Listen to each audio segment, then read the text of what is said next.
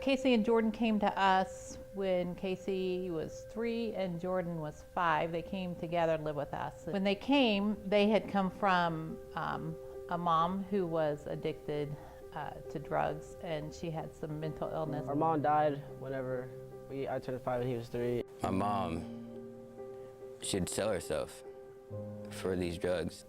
We got a call, and I don't know who was, they don't really go into deep conversations about it and everything else, but they had said that our mom had passed away. I'm here, my parents told me sometimes that apparently she hung herself.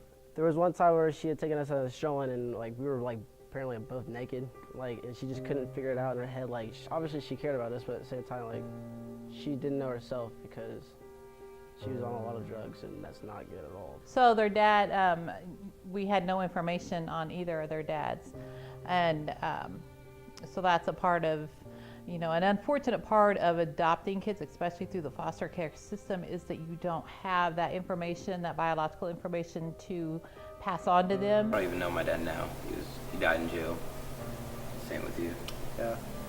When they came to our home, we already had 3 older biological children, and then we had 4 other adopted children that lived with us. And then Casey and Jordan made number 8 and 9. We actually have another brother, Anthony and Owen. We don't know where he's at.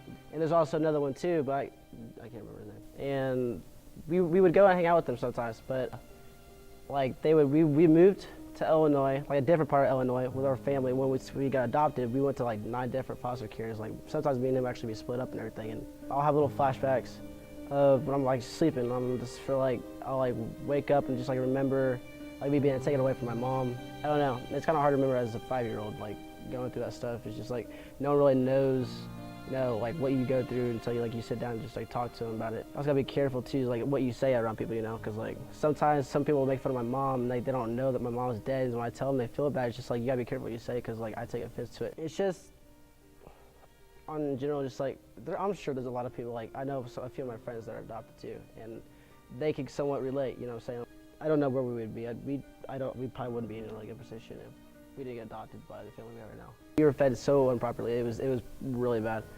We did not have a lot at all. We had messed up teeth. We had everything. I don't know. It's kind of crazy how where we are today, and how we're both physically just bigger, and just we're healthier, and we're on the right track now. Our dad's a preacher, and he's the best dad.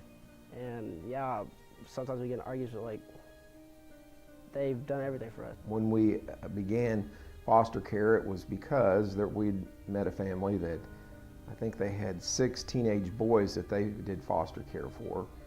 And we thought, well, why don't we try and see what we can do? It is a difficult thing to do, but a big blessing at the same time. We have enjoyed being able to participate in this endeavor. We went to adopt the kids, officially make that happen.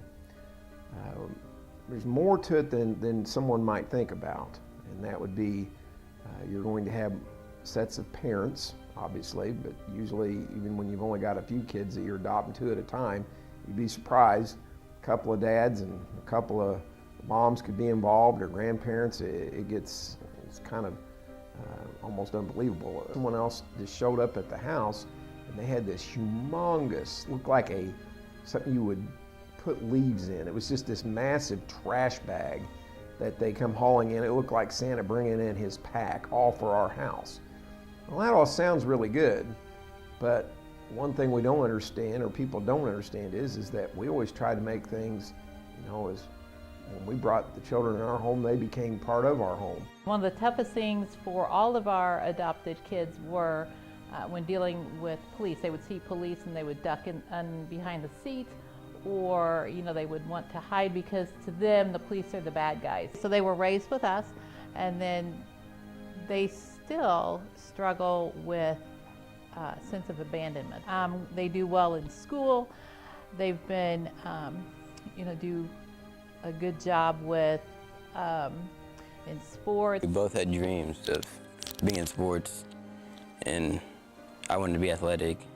We didn't have the chance like normal kids Well, I honestly, I want to be, when I grow up, I want to be a counselor because I want to help people because we've gone through so much, and I feel like I would know how to like respond to people's problems.